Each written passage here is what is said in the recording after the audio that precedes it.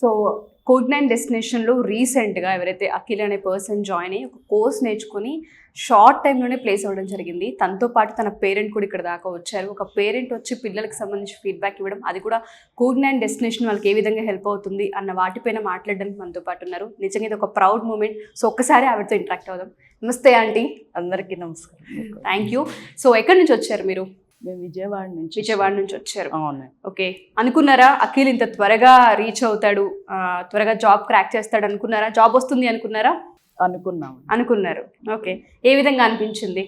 అంటే తను BTech final ఇయర్లోనే కోడిజ్ఞాన్ నుంచి వాళ్ళ కాలేజీని అప్రోచ్ అయ్యారు అని చెప్పారు. తర్వాత విజయవాడ అనేసరికి మేము కొంచెం అందరూ ఇలా కోచింగ్ అంటే హైదరాబాదు, బెంగళూరు అలా వెళ్ళి తీసుకుంటే త్వరగా జాబ్స్ వస్తాయి కదా, విజయవాడ అంటే అనిపించింది మాకు. మా నెగిటివ్ ప్లేస్ అమరావతి అండి. అమరావతికి విజయవాడ దగ్గర కాబట్టి అని తనేంటంటే లాంగ్ వెళ్ళటానికి కూడా ఇష్టపడలేదు. ఫస్ట్ నుంచి దగ్గరుండే చదువుకున్నాడు కాబట్టి మేము కూడా వాడికి కూడా దగ్గర బాగుంటుంది అనిపించింది. కానీ మాకు విజయవాడ అంటే నేను గ్రూప్స్ లో చేస్తూ ఉంటానండి. చాలా మంది పిల్లలు హైదరాబాదు, బెంగళూరు అట్లా కోచింగ్కి వెళ్ళారని చెప్తూ ఉంటారు. వీడేంటి విజయవాడ అన్నాడు అనుకున్నాము. ఇంకోటి ఏంటంటే ఫ్రీ కోచింగ్ మమ్మీ అని చెప్పాడు. అప్పటికి ఇంకా బీటెక్ అయిపోలేదు కాబట్టి మనకి దగ్గరలోనే ఉంది కాబట్టి వెళ్తున్నాడు అనుకున్నాం. 3 months వెళ్ళాడు. ఇంకా వెళ్ళినప్పుడు కూడా వాడు 1 నెల హాస్టల్లో ఉన్నాడు. తర్వాత ఇంటి దగ్గర నుంచే వెళ్ళాడు అనమాట. ఇంకా అక్కడ చెప్పేవాళ్ళు కానీ ఎలా ఉన్నారు ఏంటి నానని నేను వాడితో రోజు మాట్లాడుతూ ఉండేదాన్ని. చెప్పే ఫ్యాకల్టీ కానీ మంచిగా చెప్తూ ఉంటారు మమ్మీ. బీటెక్లో కూడా ఏదో ప్రాజెక్టు సంబంధించిన డౌట్స్ అవి వస్తే కూడా మేడం గారికి ఫోన్ చేసి మాట్లాడి అట్లా మంచిగా చెప్పారని అట్లా హ్యాపీగా ఫీల్ అయ్యాము. అయిపోయినప్పటికీ 3 months అయిపోయింది అక్కడ కోచింగ్. తర్వాత కూడా వాళ్ళు చాలా అందుబాటులో అడిగిన డౌట్స్ ప్రతిదీ క్లియర్ చేస్తూ ఉన్నారంటే హ్యాపీగా అనిపించింది మాకు కూడా.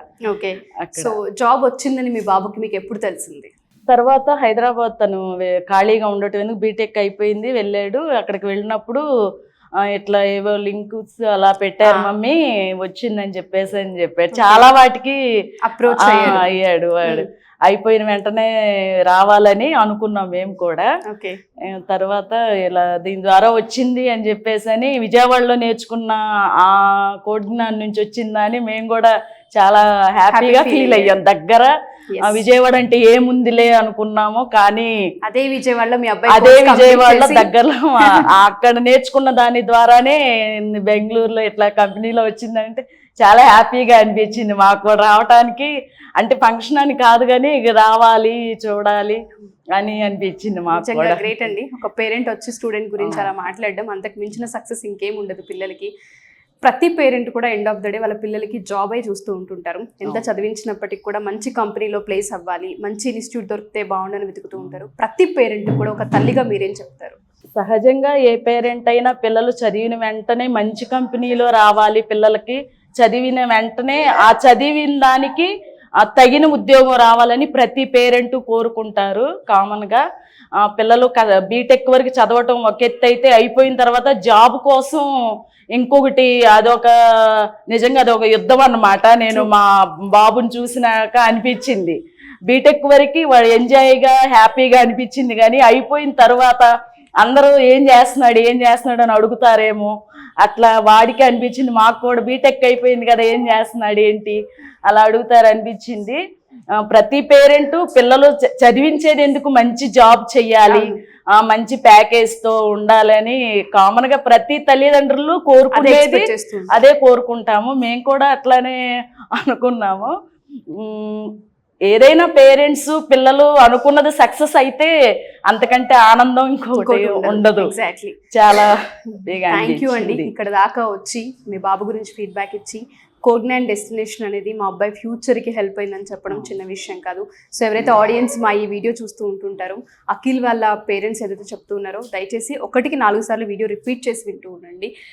ఇక్కడ కనుక జాయిన్ అవుతే స్కిల్తో పాటు మనకి చాలా విషయాలపైన అవగాహన కల్పిస్తూ ఉంటుంటారు. ఎస్పెషల్లీ మంత్కి 30+ డ్రైవ్స్ ఇక్కడ జరుగుతూ ఉన్నాయని ప్రతి స్టూడెంట్ కూడా ఫీడ్బ్యాక్లో మనం వింటూ ఉన్నాము. ఇది ఫేకా లేదంటే కావాలని వీడియోస్ చేస్తున్నారు అనుకునే వాళ్ళు కూడా ఉంటూ ఉంటారు. ఒక మదరే వచ్చి విజయవాడ నుంచి బెంగళూరులో ఫీడ్బ్యాక్ ఇస్తున్నారు. సో దీన్ని బట్టి మీకు అర్థం అవ్వాలి రెసిషన్ ఉన్న టైంలో కూడా కోగ్నాన్ ప్రతి స్టూడెంట్కి ఏ విధంగా హెల్ప్ అవుతుంది, వాళ్ళ ఫ్యూచర్కి ఎటువంటి పునాది వేస్తున్నది ఈ వీడియో త్రూ మీకు అర్థమవుతూ ఉంటుంది. కింద స్క్రోల్ అవుతున్న కాంటాక్ట్ నెంబర్ని కనుక కాంటాక్ట్ చేస్తే 20-25 స్టూడెంట్స్ ఎవరైతే ఉంటూ ఉంటారో వాళ్ళందరికీ బెస్ట్ డెస్టినేషన్ అవుతుందని చెప్పడంలో ఎటువంటి అతిశయోక్తి లేదు. Thank you aunty, thank you so much.